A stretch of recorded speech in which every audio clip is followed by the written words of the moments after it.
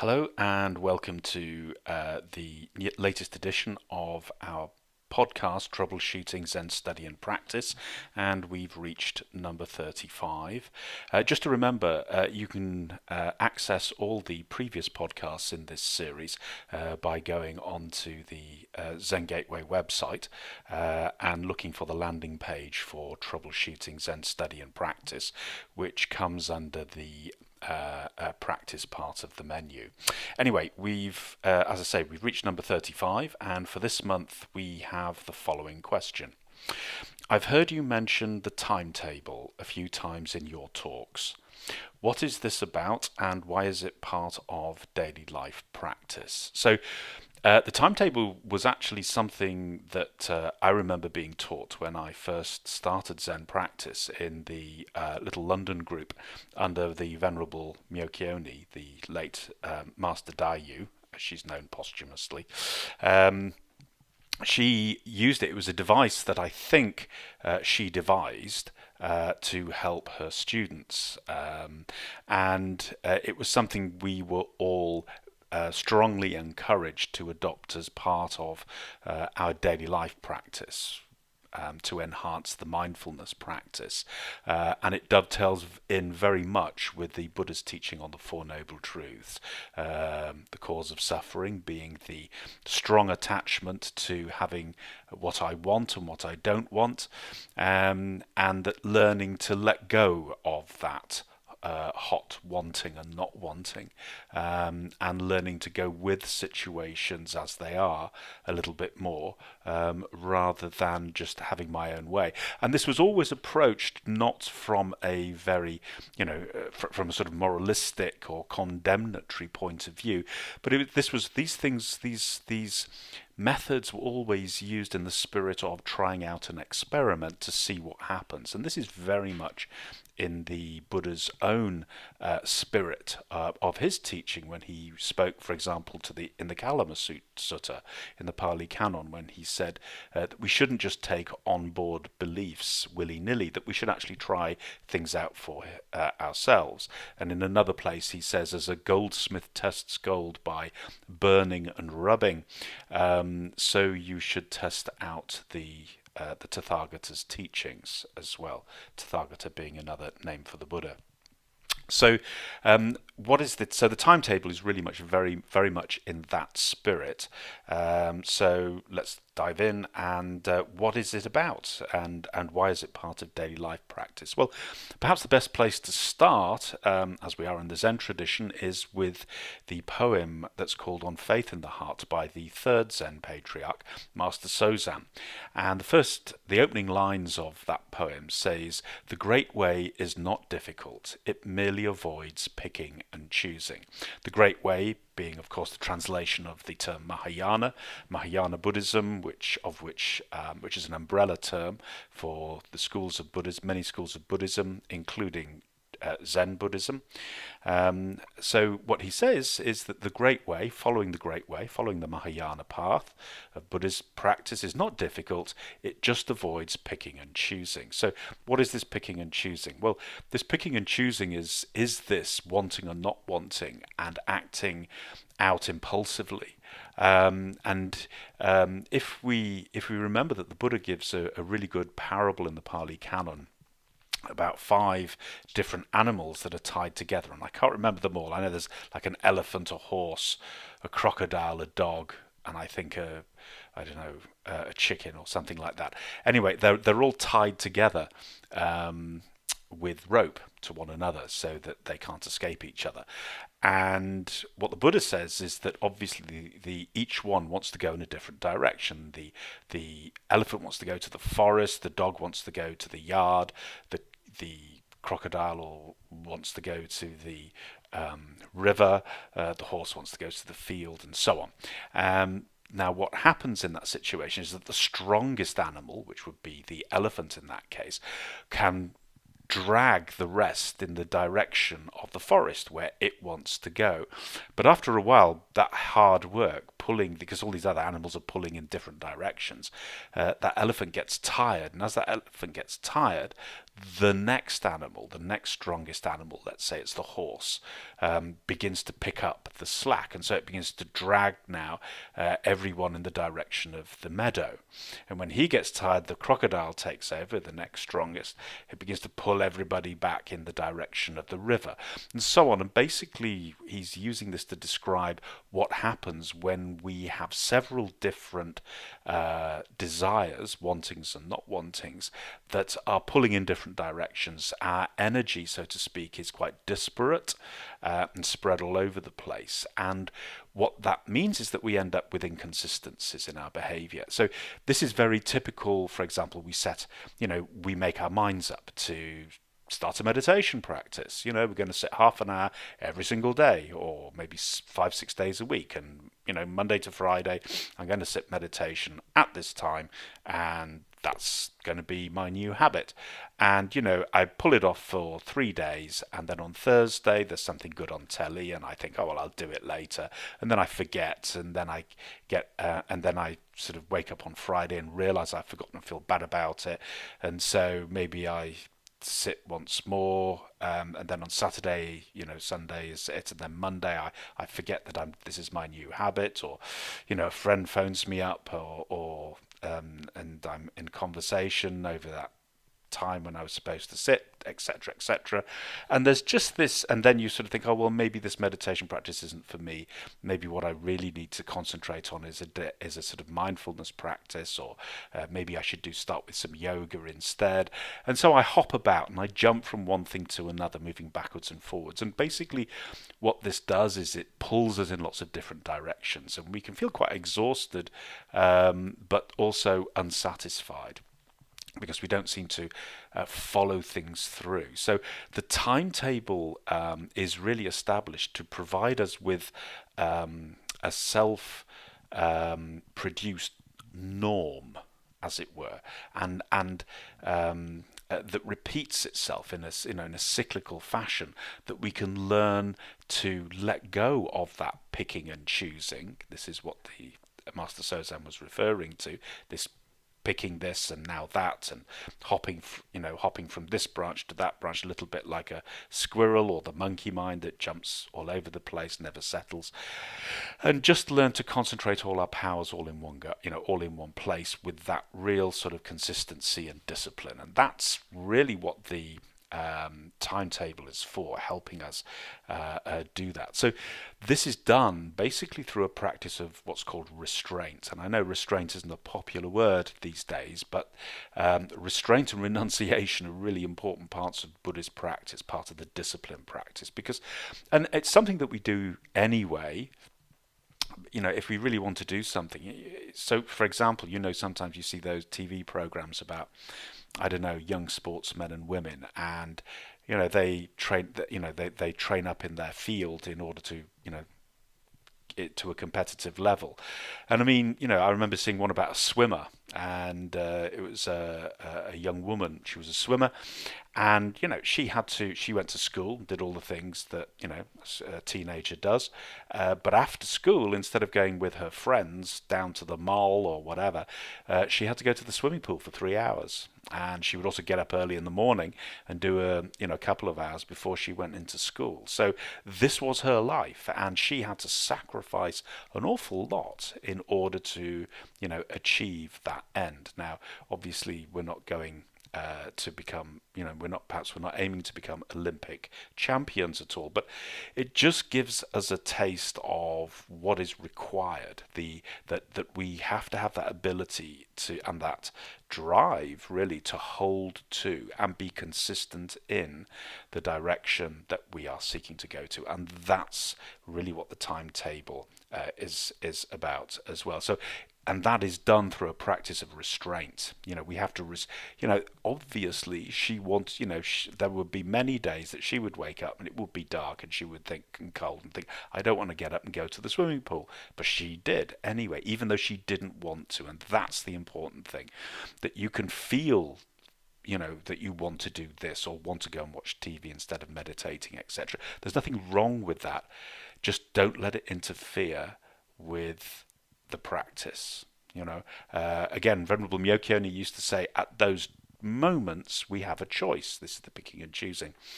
We can either go the Buddha's way, or I can go my way and do what I want to do. Well, there are consequences to both of those, and obviously the Buddha's way is the way out of suffering, and my way is what got me into trouble in the first place.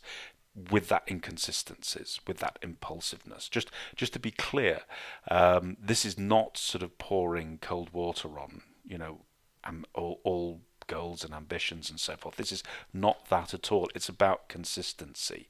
It's about applying ourselves in a particular direction, having thought it out, having considered it and reflected upon something that, yes, now I'm going to undertake a meditation practice or whatever, and now we require a timetable in order to do it. Learning to play the piano, going regularly for exercise in order to be healthy, eating properly, all that sort of thing, eating regularly and so forth. So that practice of restraint is something that we have to learn anyway. We do it to a degree anyway, because if we're going to work and we hold down jobs or we're raising families, then we have to have that discipline for ourselves and for others too. The other thing that the timetable introduces us with is to a routine, sort of a regularity, a sort of we discover that the days have a cycle to them. They're cyclical. When we establish a time to get up and a time to go to bed, for example, that produces a sort of cycle to the day. It marks the day, and we can do that over 7 days of a week. And if you're part of a Buddhist practice, you may also, for example, go on retreats, and you might participate in festival holidays and memorial days, and that marks the cycle of the year because you do that every year. So in the southern tradition, for example, they celebrate Wesak in May, the full moon in May, and it's done the full moon every May, and it commemorates the Buddha's birth, death, and enlightenment. In the Zen tradition, we don't celebrate Wesak. We celebrate those 3 festivals at different times of the year. Today, in fact, is this recording is being made on April the 8th, and this is the Buddha's birthday. And the Buddha's birthday, is commemorated on this day with a service. And on the 15th of November is of February, is the parinirvana, the death of the Buddha, and on the 8th of December, it's the Buddha's enlightenment. So again, there are festivals throughout the year, and we commemorate those every year. And our lives begin to reflect almost the spring, summer, autumn, winter, spring, summer, autumn, winter, spring, summer, autumn, and it allows, as it were, to embody this cyclical existence of coming to be and ceasing to be, coming to be and ceasing to be. Now it's this, and that finishes, and now it's that, and that finishes, and now it's the other again, and so on, and it becomes a lived experience as well. So that allows that to happen. The other thing as well is that actually our physical bodies, respond really well to regularity and routine. Our bodies are very conservative with a small c. That is, that they are driven by traditional habits that we inculcate. And even people who say, "Oh, well, I live a really chaotic life, and I don't eat at the same time, and I don't go to bed at the same time. It's it's all over the place, and I really like that."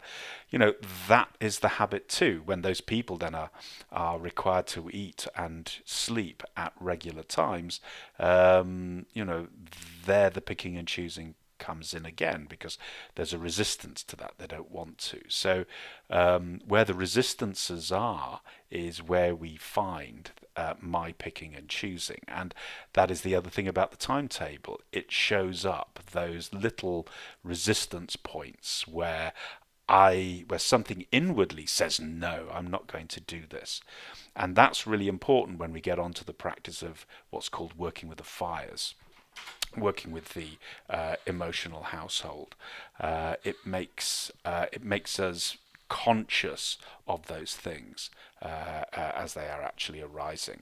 The other thing is, as I say, is that for people who have difficulty sleeping, one of the really important things is regularity of bedtime and getting up, and you can try it if you have difficulty sleeping. Just for a week, for 7 days, just set a bedtime and go to bed whether you feel tired or not, and get up. At 8 hours or 7 or 8 hours later, but set the time for getting up. And when the alarm goes off, get up. Don't hit the snooze button. Get up, and just see how that works for a week. See if that makes a difference. For many people, they find that often is enough. Same with eating habits as well. And so when we're constructing a timetable, what we find is that our bodies begin to adapt very quickly to that, because we do have that biological clock. We have that inner clock. And after a while, you'll begin to feel tired when it approaches your bedtime, and you will wake up quite naturally when it's time to wake up, and you will begin to feel hungry at the regular meal times as well. And if you put your sitting meditation, your zazen, on your timetable as well, then your thoughts and your mood will naturally begin to turn towards readying yourself for meditation as the time approaches. So time is a cue for us. It's a cue for a change in consciousness to anticipate the task that lies ahead. This is a natural function of the body mind that we learn and we take advantage of, and it makes life simpler for us, and it allows us to flow more naturally with circumstances.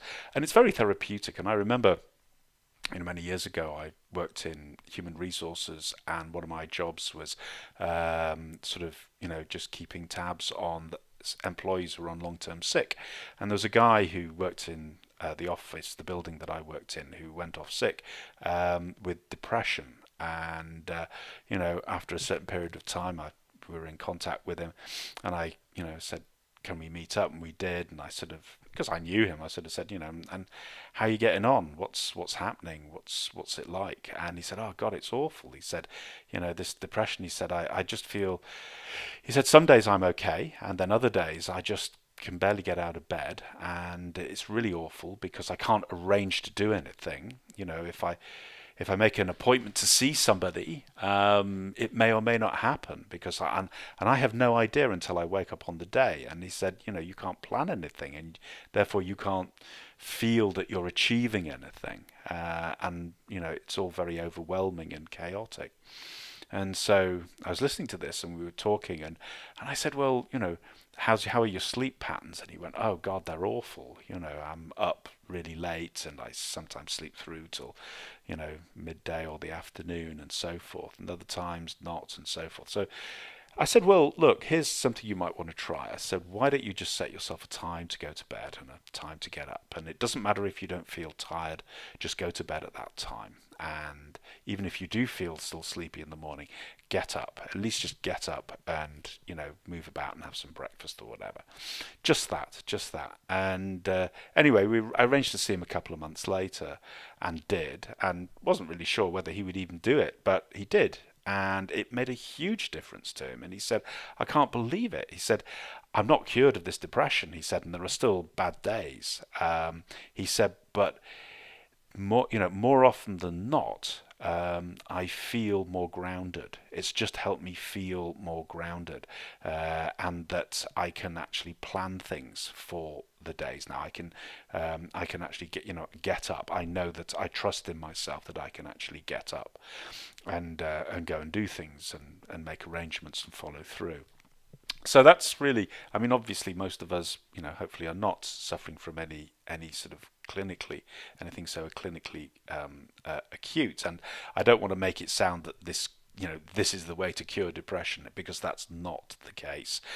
But these are surrounding supports and refuges that we can lean on, that can help us, whether we are whether we are unwell, or even if just we want to achieve something, we're trying to establish something. This is a way that we can do it. Now, one of the questions that people often ask is, well, that's all very well and good, but I don't work regular hours. I work in shifts or 0 hours contracts or some such thing like that.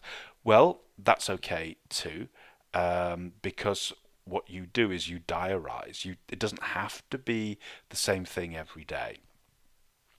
What it needs to be is that you have to have a structure that you can give yourself into. So if most people have rotas for the week ahead. So if you know what that rota is, then just you set out you diarize your week in advance, and then you follow it.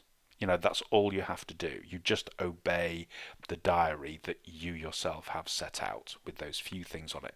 The other thing I would say is that don't overcomplicate it. So don't, some people really go to task on it, and try and fill every single hour of every single day with something on the timetable.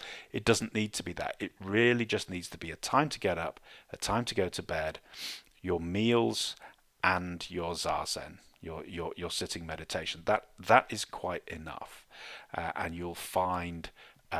You will find that will definitely show up the resistance points, because quite often what happens is that people get enthusiastic about it at the beginning, and then after a while that enthusiasm wanes, and they've got to find the resources in themselves to keep the timetable actually going. So that's another aspect of picking and choosing. When you get bored with it, not giving in, but being able to sort of keep it going, and just doing it on a day-to-day basis. Don't think in long terms with these things. Just chunk it down, keep it quite small in that way. So basically, as I said, just set up the timetable as an experiment. Don't take it from the point of view of thinking, oh my God, I've got to do this for the rest of my life now. Otherwise I'm going to, I don't know, be reborn in the Avicii hell. This will make an enemy of it, and then it becomes a chore. It's not. It's a device. But it's an extremely useful device that we can discover a lot. We can have many insights about it. It helps us and supports us, as well, and allows us to, as it were, focus our energies really in the direction that we wish to go, which for us is obviously along the Buddha's way. And the practice of Buddhism is not about. I know there's talk about future lives, etc., and that's certainly all part of it. But the Buddha taught things that were useful for us now. And it's useful to remember that the practice, the meditation practice, the mindfulness practice helps us now as well as in the future, and the timetable practice also can help us now as well as in the future. Okay, well, I think that's enough. And just to remind everybody, if you have a question that you would like to feature on Troubleshooting Zen Study and Practice, then send it to Rinzai, Rinzai,